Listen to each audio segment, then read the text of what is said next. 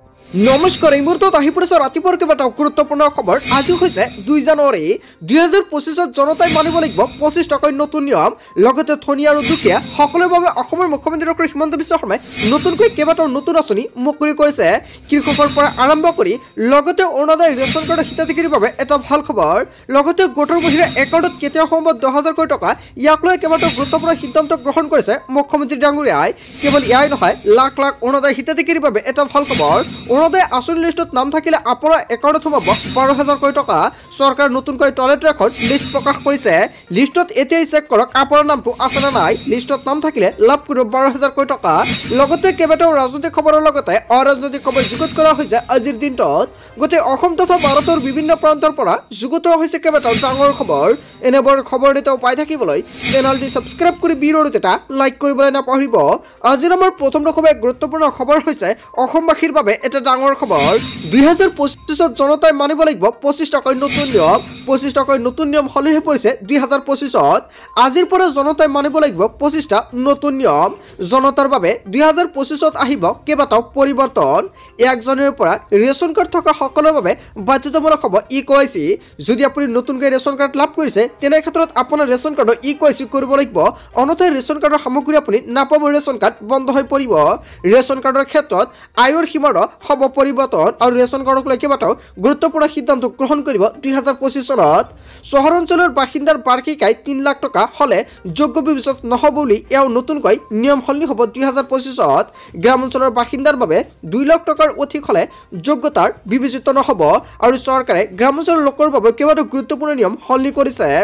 আজিৰ পৰা পুৱা 9 বজাৰ পৰা বিয়লি 5 বজালৈকে চলিব বেংকৰ লেনদেন আৰু বেংকৰ লেনদেনক লৈ কেইবাটাও নতুন নিয়ম সলনি হৈ পৰিল। বৃদ্ধি কৰা হ'ব কৃষি ঋণৰ গেৰাণ্টি আৰু কৃষি ঋণক লৈ কেইবাটাও ডাঙৰ সিদ্ধান্ত গ্ৰহণ কৰিছে কেন্দ্ৰীয় চৰকাৰে। কৃষি ঋণৰ গেৰাণ্টি 1.60 লাখৰ পৰা 2 লাখ টকালৈকে বৃদ্ধি কৰা হ'ব আৰু বৃদ্ধি হ'ব ক্ৰেডিট কাৰ্ডৰ সুদৰ হাৰ। আপুনি ক্ৰেডিট কাৰ্ড ব্যৱহাৰ কৰে নেকি? তেন্তে আপোনাৰ বাবে এটা গুৰুত্বপূৰ্ণ আপডেট মুকলি হৈছে, কিয়নো ক্ৰেডিট কাৰ্ড ব্যৱহাৰকাৰীসকলৰ বাবে এটা ডাঙৰ খবৰ। সময়ত বকেয়া নিদিলে 30ৰ পৰা 50% হ'ব ঋণৰ হাৰ। কেৱল এয়াই নহয়, বিধৱা আৰু প্ৰতিবন্ধীৰ পেঞ্চনৰ মাপকাঠি পৰিৱৰ্তন হ'ব। 2025 কেইবাটাও নতুন নিয়ম সলনি হ'বলৈ গৈ আছে। চৰকাৰী সুবিধা লাভৰ ক্ষেত্ৰত বাধ্যতামূলক হ'ব আধাৰ পান কাৰ্ডৰ সংযোগ। যদি আপুনি এতিয়ালৈকে আধাৰ কাৰ্ডৰ লগত আপোনাৰ পান কাৰ্ডখন লিংক কৰাই অতি শীঘ্ৰে কৰি লৈ লওক। 2025 চনৰ পৰা আপুনি কোনো ধৰণৰ লেনদেন কৰিব নোৱাৰিব বা কোনো ধৰণৰ কাম কাজ কৰিব নোৱাৰিব যদি আপুনি আধাৰ কাৰ্ডৰ লগত পান কাৰ্ডখন লিংক নকৰে। মল আৰু চিনেমা হলৰ প্ৰৱৰ্তনত 18% পৰ্যন্ত আৰোপ কৰা হ'ব GST। আজিৰ পৰা আৰম্ভ হ'ব কেন্দ্ৰীয় চৰকাৰৰ নতুন পেঞ্চন প্ৰকল্প। অনলাইন শ্বপিঙত ডেলিভাৰী চাৰ্জত 18% GST আৰোপ কৰা হ'ব আৰু আজিৰ পৰা জনতাই মানিব লাগিব 25 টকাৰ নতুন নিয়ম আৰু 1 জানুৱাৰীৰ পৰা 25 টকাৰ নতুন নিয়ম সলনি হৈ পৰিল আৰু এইকেইটা নিয়ম সকলোৰে মানিব লাগিব। তাৰপিছত অসমবাসী ৰাজুক জনাইছো আমাৰ পৰৱৰ্তী খবৰ গুৰুত্বপূৰ্ণ খবৰ। লগতে ডাঙৰ খবৰ, বহাগ বিহুৰ পৰাই হ্ৰাস পাব বিদ্যুতৰ মাচুল। 1 জানুৱাৰীৰ দিনাই মুখ্যমন্ত্ৰী ডক্টৰ হিমন্ত বিশ্ব শৰ্মাৰ বিশদ ঘোষণা। 1 জানুৱাৰীৰ দিনাই ৰাজ্যবাসীৰ বাবে অসমৰ মুখ্যমন্ত্ৰী ডক্টৰ হিমন্ত বিশ্ব শৰ্মাই কেইবাটাও গুৰুত্বপূৰ্ণ সিদ্ধান্ত গ্ৰহণ কৰিছে। বহাগ বিহুৰ পৰাই হ্ৰাস পাব বিদ্যুতৰ মাচুল। কিমান টকাকৈ বিদ্যুতৰ মাচুল হ্ৰাস পাব? 50 পইচাৰ পৰা 1.5 টকা পৰ্যন্ত হ্ৰাস পাব মাচুল। 150 ইউনিট খৰচ কৰা প্ৰতিগৰাকী বিদ্যুৎ মাচুলৰ বাবে এটা ভাল খবৰ দিলে। লাভৰ ধাৰা অব্যাহত থাকিলে 2026 কমিব 1 টকাকৈ বিদ্যুতৰ মাচুল। ভাৰত আৰু ৰাজ্য চৰকাৰে নিৰ্মাণ কৰিছে হাইডেল পাৱাৰ প্ৰজেক্ট। কেৱল এয়াই নহয়, এই গ্ৰীণ পাৱাৰ প্ৰজেক্টৰ জৰিয়তে বিদ্যুৎ লাভ কৰিব অসমে। 1 জানুৱাৰীৰ দিনাই বিদ্যুৎ মাচুল হ্ৰাস কৰাক লৈ অসমৰ মুখ্যমন্ত্ৰী ডক্টৰ হিমন্ত বিশ্ব শৰ্মাই কেইবাটাও গুৰুত্বপূৰ্ণ সিদ্ধান্ত গ্ৰহণ কৰিছে। বন্ধু বান্ধৱীসকল, বিদ্যুৎ মাচুলক লৈ যদি আপোনাৰ কিবা মন্তব্য কৰিব লগা থাকে আপোনাৰ মন্তব্যটো নিশ্চয় কমেণ্ট কৰি জনাব। তাৰপিছত অসমবাসী ৰাজুক জনাইছো আমাৰ পৰৱৰ্তী খবৰ গুৰুত্বপূৰ্ণ খবৰ। লগতে ডাঙৰ খবৰ, ই ৰিক্সাক লৈ আহি গ'ল কঠোৰ নিৰ্দেশনা। য'তে ত'তে চলাব নোৱাৰিব ই ৰিক্সা। ই ৰিক্সাক লৈ আহি গ'ল কেইবাটাও নতুন নিৰ্দেশনা। পৌৰসভাই নিৰ্ধাৰণ কৰি দিয়া পথতহে চলিব পাৰিব ই ৰিক্সা। নতুন বছৰতে কেইবাটাও গুৰুত্বপূৰ্ণ সিদ্ধান্ত গ্ৰহণ কৰিছে। নিচাযুক্ত দ্ৰব্য সেৱন কৰি চালকে চলাব নোৱাৰিব ই ৰিক্সা। চালকৰ আসনৰ কাষত কোনো যাত্ৰী বহাব নোৱাৰিব। প্ৰতিটো সময়ত চালকে ৰাখিব লাগিব অনুজ্ঞাপত্ৰ, অন্যথা ভৰিব লাগিব 500 টকা জৰিমনা।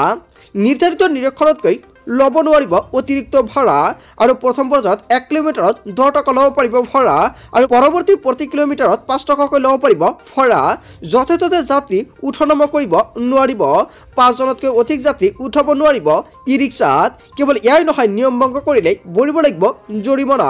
নগাঁও জিলাৰ ই ৰিক্সা চালকৰ পৌৰসভাই বান্ধি দিছে কেইবাটাও নতুন নিয়ম। হয় বন্ধু-বান্ধৱীসকল, নগাঁও জিলাৰ তৰফৰ পৰা জাননী জাৰি কৰা হৈছে। ইয়াৰ বিষয়ত জনতাই কি ক'ব? যদি জনতাৰ কিবা মন্তব্য কৰিব লগা থাকে আপোনাৰ মন্তব্যটো নিশ্চয় কমেণ্ট বক্সত জনাব। তাৰপিছত অসমবাসী ৰাজক জনাইছো আমাৰ পৰৱৰ্তী খুবেই গুৰুত্বপূৰ্ণ খবৰ, লগতে ডাঙৰ খবৰ। SBIৰ কোটি কোটি গ্ৰাহকৰ বাবে এটা ডাঙৰ খবৰ আহি পৰিছে।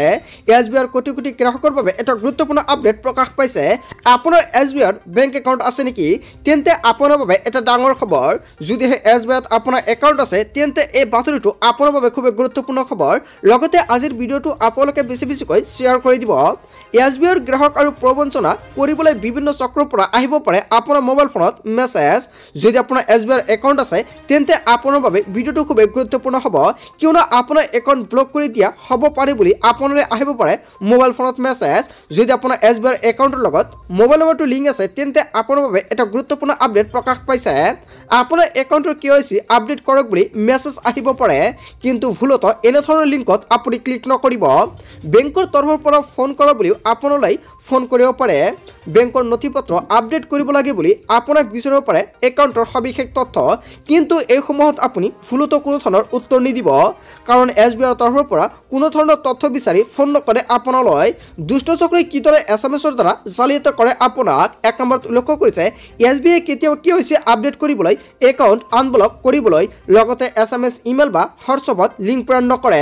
2 নম্বৰত উল্লেখ কৰিছে আপোনাৰ ব্যক্তিগত কাৰ্ড বা ATM কাৰ্ডৰ সবিশেষ কোনো লোকৰ লগত আপুনি শ্বেয়াৰ নকৰিব।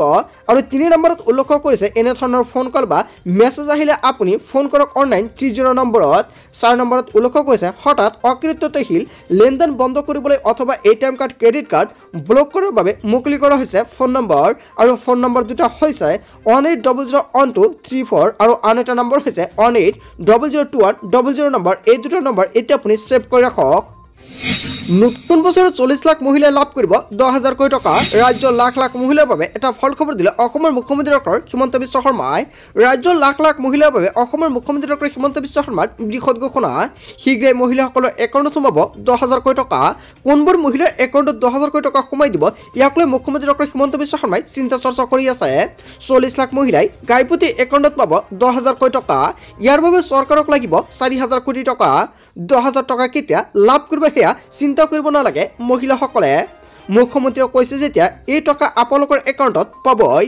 বৰ্তমানলৈকে মই যি প্ৰতিশ্ৰুতি দিছোঁ সেয়া পূৰণ কৰিছোঁ বুলি মন্তব্য কৰিছে মুখ্যমন্ত্ৰীগৰাকী। মহিলাসকলক প্ৰদান কৰাৰ বাবে চৰকাৰে কেইবাটাও গুৰুত্বপূৰ্ণ সিদ্ধান্ত গ্ৰহণ কৰিছে আৰু 4,000 কোটি টকা সংগ্ৰহ কৰি আছে এতিয়া চৰকাৰে। কিছুদিনৰ ভিতৰতে মহিলাসকলে গাইপতি এই 10,000 কোটি টকা লাভ কৰিব একাউণ্টত। মুখ্যমন্ত্ৰী ডক্টৰ হিমন্ত বিশ্ব শৰ্মাই কেইবাটাও গুৰুত্বপূৰ্ণ সিদ্ধান্ত গ্ৰহণ কৰিছে মহিলাসকলক লৈ।